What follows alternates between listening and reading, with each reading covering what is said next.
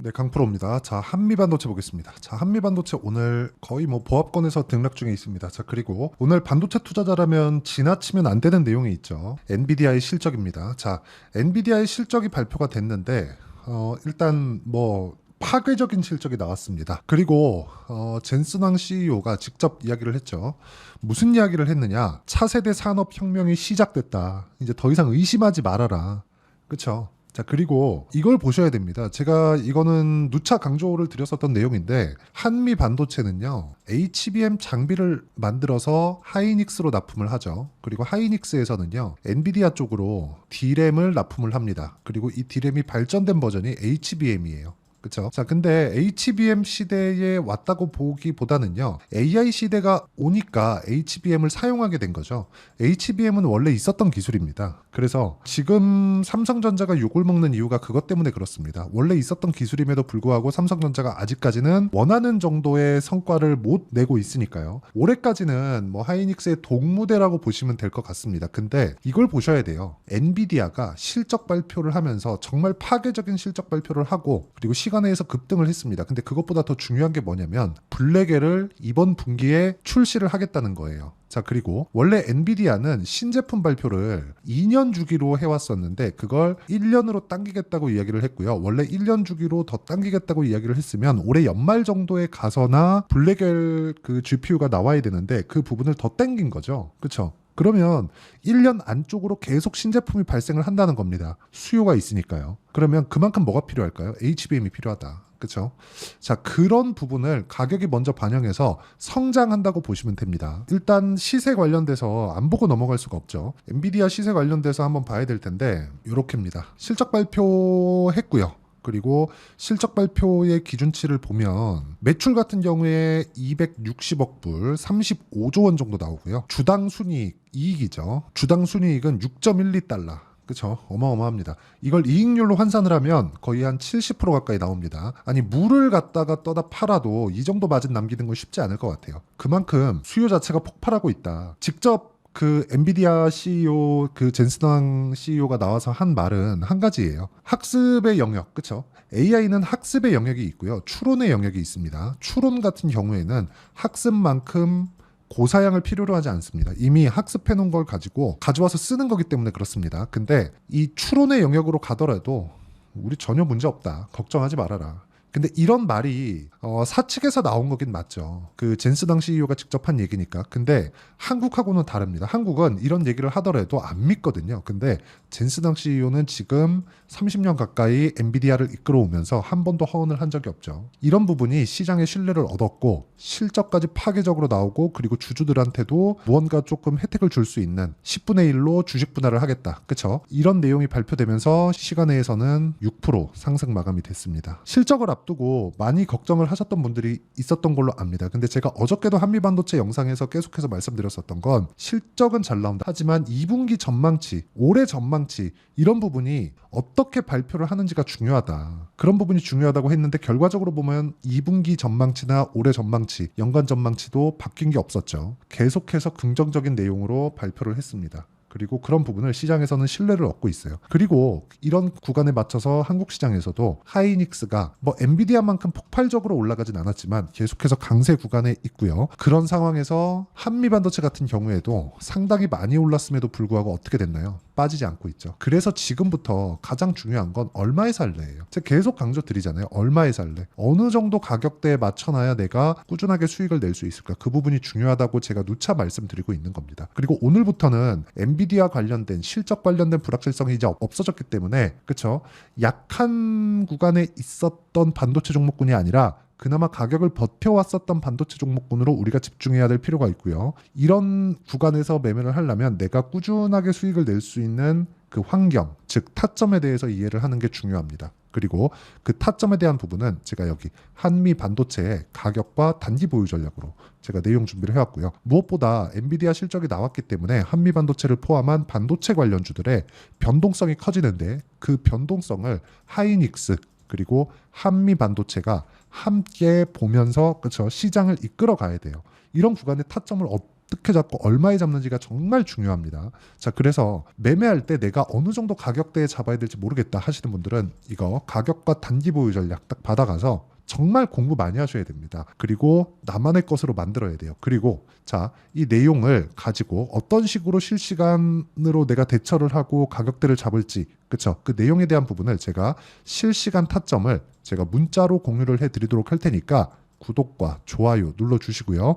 상단에 있는 전화번호로 한미라고 문자 보내주시는 분들에 한해서만 제가 한미반도체에 단기 보유 전략 그리고 실시간 타점을 문자로 공유를 해드리도록 하겠습니다. 제가 말씀드리고자 하는 건 계속해서 하나입니다. 엔비디아에 대한 실적 불확실성이 있었던 게 아니라 2분기 이후의 전망치가 중요했다. 근데 2분기 이후의 전망치가 긍정적인 내용으로 젠스당 CEO 입에서 나왔기 때문에 이런 부분을 우리는 믿는 게 아니에요. 믿는 게 아니라 한미반도체 가격이 지켜왔기 때문에, 그리고 무엇보다 여기 수급을 보면, 그쵸? 수급을 보면 어떻습니까? 이렇게 많이 올라왔는데도 불구하고 외국인의 매수세는 계속됩니다. 그쵸? 500억, 60억, 130억, 200억, 120억, 200억, 500억 이런 식으로 계속 5월달 들어서도 순매수 기조를 이어가고 있습니다. 물론 구간별로 매도 물량이 나오기는 하지만 이건 어쩔 수 없는 거죠. 단기간에 많이 올라왔기 때문에. 그렇죠? 근데 그런 부분을 다 물량을 소화해내고 있습니다. 15만 원 정도 돼서도요. 이 구간에서 우리가 봐야 되는 내용은 정말 한 가지만 보시면 됩니다. 미래 가치를 반영하고 있는 주식시장의 특성을 이해하자. 왜 그렇게 제가 이야기를 계속 드리냐면 한미반도체의 주가는 비쌉니다. 지금 15만 원 정도예요. 그리고 1년 전에는 대략 한 10,000원대 정도였던 주가가 있었습니다. 근데 시가총액이 14조까지 올라온 거죠. 그러면 1조 원대에서 14조 원대까지 올라왔다는 건 10배 이상의 주가 상승이 있었는데도 불구하고 실적에 대한 증가폭은 이제 회복 단계에 와 있는 그런 구간입니다. 근데 엔비디아가 앞에서 이끌어가고 반도체 수요는 지속적으로 늘어날 수밖에 없고 오히려 하이닉스에서는 공장을 추가적으로 지으면서 HBM 장비를 원하고 있죠. 그러면 하이닉스에서 HBM이 솔드아웃, 즉 완판됐다고 얘기하는 거, 품절이라고 얘기하는 건 내년 물량까지 뭐 해야 돼요? 수량을 더 늘려야 됩니다. 그렇죠? 이건 어쩔 수가 없죠. 수량을 더 늘려야 돼요. 그리고 이건 그렇게 될 수밖에 없는 게 삼성전자가 치고 들어오기 때문에 그렇습니다. 압도적인 우위를 점해야 돼요. 물량까지도요. 그렇죠? HBM 관련된 물량은 삼성전자가 아직 못하고 있기 때문에 하이닉스가 압도적으로 많다고 보시면 되는데, 그러면 물량을 늘리기 위해선 장비가 추가적으로 필요하고 그 추가적으로 필요한 장비는 한미반도체에서 당연히 납품을 하게 되죠. 한미반도체만 납품하는 건 아니지만 관련돼 있는 종목들이 움직이기 위해서는 한미반도체의 시세가 유지가 되어야 되고, 지금 한미반도체의 시세가 유지되기 위한 조건인 삼성전자가 안 빠지는 것, 그리고 하이닉스가 추가적으로 올라가는 것, 둘 중에 하나만 나와도 한미반도체의 시세는 나올 수 있는데 그 두 개가 같이 나오고 있다는 점이 한미반도체의 시세를 강하게 만드는 요인이 됩니다. 자, 그러면 이런 상황이 왜 나올지, 그리고 우리가 왜 강한 종목군들을 매매를 해야 될지, 그 내용에 대해서 제가 이야기를 드리면, 매매를 해왔었던 결과를 보시면 됩니다. 자, 내용 보시면 그래요. 한미반도체 신고가 구간에 있기 때문에 제가 계속해서 말씀을 드리고 있는 거고요. 여기 보시면 제가 매매를 한 내용이 정확하게 있죠. 어떻습니까? 일진전기예요. 최근에 전기 관련주가 굉장히 강하죠. 이것도 반도체 때문에 그렇습니다. 그런데 어때요? 계속해서 강세를 보이는, 그쵸? 상승하는 구간에 매매한 결과 2%, 1%, 13%씩 이렇게 수익 구간을 만들어내고, 내가 판 것보다 올라갔는데도 불구하고 계속해서 매매를 이용 결과 수익 구간을 지속적으로 만들어내고 있다는 점이 중요합니다. 이 종목 말고도요, 뭐 재룡 산업이나 그런 종목들 보잖아요. 그러면 계속해서 반도체 관련된 전기 쪽으로 묶이면서 추가적인 상승세, 한 3거래 일 동안 35% 정도의 수익 구간을 지속적으로 만들어내고 있습니다. 그리고 이 내용에 대한 부분을 제가 여기 소통방, 그쵸? 소통방에서 10억 만들기 프로젝트로 다 진행을 하고 있어요. 오늘 같은 경우에도 당연하게 어쩔 수 없이 반도체 종목군들을 해야 될 수밖에 없었죠. YC, DI 이런 종목군들이고요. 이런 종목군들도 충분히 신고가 구간에 있어서 매매가 가능한 거였고요. 예를 들어서 뭐 우리기술이나 그런 종목군들을 보더라도 어떻습니까? 그쵸? 제가 올라가는 구간에 계속적으로 매매를 이어오고 있다는 점이 중요합니다. 그렇죠? 근데 모두 다 신고가 구간에 있다는 점, 이 부분이 중요합니다. 매매하는 과정에서 진짜 내가 어떻게 가격을 잡아야 될지 모르겠다 하시는 분들은요, 소통방으로 들어오시면 되고요. 소통방은 무료로 진행되고 있습니다. 자, 대신에 구독과 좋아요만 눌러주시고요. 소통방에서는 한미반도체의 실시간 타점과 함께 관련된 종목군들 그리고 신고가 종목들만 집중적으로 공략하고 있으니까 매매하는 과정에서 내가 어떻게 가격을 잡아야 될지 모르겠다 하시는 분들은 소통방으로 들어오시면 되고, 구독과 좋아요 그리고 상단에 있는 전화번호로 구독 또는 10억이라고 문자 보내주시면 제가 소통방 입장 링크를 순차적으로 공유를 해드리도록 하겠습니다. 제가 기본적으로 한미반도체를 보는 이유는 지금 제 매매 내역을 보여드린 것처럼 신고가 구간에 있기 때문에 그렇습니다. 그리고 신고가 구간에 있는 종목군들은 미래 가치를 반영하기 때문에 비쌀 수밖에 없어요. 그러면 우리는 비싼 주식을 어떻게 매수해야 되는지 그 내용에 대해서 파악하는 게 중요하고요. 그 내용에 대해서 전체적인 파악이 되었을 때 우리는 꾸준하게 수익을 낼 수 있을 겁니다. 그래서 지금 제가 소통방에서 진행하고 있는 10억 만들기 프로젝트나 여러 가지 내용들 있습니다. 그런데 이런 내용을 이해했을 때 내가 어떻게 이 가격대를 잡아낼 수 있는지, 그리고 그 가격대를 토대로 내가 어느 정도의 성과를 낼 수 있는지 그 내용까지 제가 다 이해를 시켜드리도록 할 테니까 영상 끝까지 시청하시고요. 모든 분들이 성공 투자하셨으면 참 좋겠습니다. 자, 24년도가 돼도 여전히 시장은 녹록지 못합니다. 이런 상황이 벌어지는 건 어쩔 수 없습니다. 이런 상황에서도 수익이 나는 종목들의 구조는 변하지 않습니다. 즉 대시세 종목에 대한 구조는 변하지 않는다는 거고, 실제 제가 소통방에서 지속적으로 이야기를 드리고 있는 내용도 대시세 종목이나 시장 주도주를 공략하는 건 철저하게 가격 분석을 하라고 이야기를 드리고, 가격 분석 이후에는 이슈에 대한 파악, 그리고 이슈를 파악하고 나서는 다시 내가 얼마에 매수할지 그 타점에 대한 부분을 지속적으로 언급을 하고 있습니다. 자, 근데 생각해 보세요. 1월 달에 시장이 굉장히 어려웠습니다. 어려운 상황에서의 어떤 종목들이 강했냐 보면 반도체와 그리고 바이오입니다. 자, 실제 여기 보면요. HLB에 제가 실제 매매한 내용을 띄워놓고 보여드리고 있는데 1월 22일부터 매매를 시작해서 4일 동안 31%의 수익 마감이 됐고요. 그리고 여전히 신고가 종목입니다. 자, 그리고 그 다음 어보브 반도체, 이름을 보시다시피 반도체 종목이죠. 그리고 AI 반도체는 지속적으로 강세를 보이고 있습니다. 이 종목도 신고가를 먼저 달성한 이후에 제가 21%의 단기간에 21%의 큰 수익을 내고 마감이 됐습니다. 다시 재공략을 준비하고 있고, 이런 부분은 소통방에서 다 공유를 해드립니다. 자, 그리고 그 다음 코세스. 자, 코세스 같은 종목도 당연히 그쵸, 신고가 종목이고요. 그리고 반도체 종목입니다. 이 종목도 영업일 기준에서 이틀 동안 대략 한 15%의 수익 마감이 됐습니다.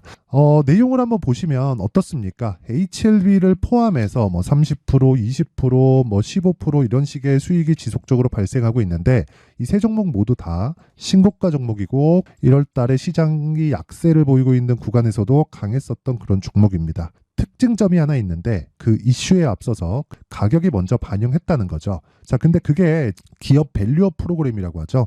그 종목들도 마찬가지입니다. 오늘은 그 부분에 대해서 이야기를 드릴 텐데, 그렇게 제가 가격을 먼저 보고 이슈에 대해서 파악하는 이유는 결과적으로는 큰 시세를 먹기 위한 사전 준비 작업입니다. 실제로 큰 시세를 먹기 위해서 사전 준비 작업을 했을 때 여기 레인보우 로보틱스 127%, 그리고 ISC 98%, 그리고 한미반도체 97%의 큰 수익을 내는 상황을 만들 수 있습니다. 어떤 식으로 소통방에서 진행됐는지, 그쵸? 그 상황을 제가 이야기를 드린 건데, 이런 상황도요, 당연히 신고가를 공략했을 때 가능한 겁니다. 자, 그러면 이번에도 마찬가지입니다. 그쵸? 정부 주도의 코리아 디스카운트 해소 방안이 2월 달에 발표를 하고요. 그리고 2월 달에 발표된 내용을 토대로 주가가 움직이는 게 아니라 이미 움직인 내용이 있죠. 실제 이 내용은 크게 중요한 게 아니라는 겁니다. 실제 움직인 내용을 보면, 자, 기아차입니다. 실제로 12월 달에 신고가를 만들어 놓고 정부에서 입김을 불어 넣으니까 순식간에 기아차를 포함해서 현대차 같은 거대 기업들의 주가가 2주도 채 되지 않아서 40% 정도의 큰 시세를 냅니다. 자, 그러면 우리는 어떤 종목을 봐야 될까요? 이슈를 파악해야 되는 것도 맞지만 철저하게 가격에 맞춰서 매매를 해야 되는 게 당연히 중요합니다. 정부가 주도하는 정책 방향이 있겠죠. 그 방향에 맞춰서 우리가 종목을 찾을 필요가 있다. 자, 그러면 답이 나왔습니다. 정부가 주도하는 방향에 맞춰서 제2의 기아차를 찾는 게 지금은 중요하다. 근데 정부 정책의 방향에 맞게 가자. 그랬을 때 앞서서 제가 보여드렸었던 내용인 여기 레인보우 로보틱스 127% 그리고 ISC 98% 그리고 한미반도체 97%와 같은 수익을 낼 수 있습니다. 물론 시간에 대한 부분은 최소 2주의 시간이 필요하고요. 그리고 최장 3개월 안에 끝내야 됩니다. 자, 기아차의 시세를 보셨던 것과 같이 2월 달에 정부 정책의 방향이 결정되고요. 바로 3월 달이면 시행입니다. 자, 그러면 우리는 거기에 맞춰서 당연히 종목을 찾아야 되고 제가 제2의 기아차를 찾아놨습니다. 제가 아까 전에 소통방에서 이야기를 드렸었던 내용 다 공개를 해드렸는데 그 내용처럼 종목만 받고 싶다 하시는 분들은요. 상단에 있는 제 전화번호로 대시세, 자, 대시세라고 문자를 보내주시면 정부 정책의 방향에 맞는 종목을 모든 분들에게 무료로 공개를 해드리도록 하겠습니다. 자, 제가 원하는 건 채널 성장이 목적입니다. 자, 그래서 구독과 좋아요 꼭 좀 부탁드리고요. 모든 분들이 정부 정책에 맞는 방향으로 매매를 이어가서 큰 수익 보셨으면 좋겠습니다.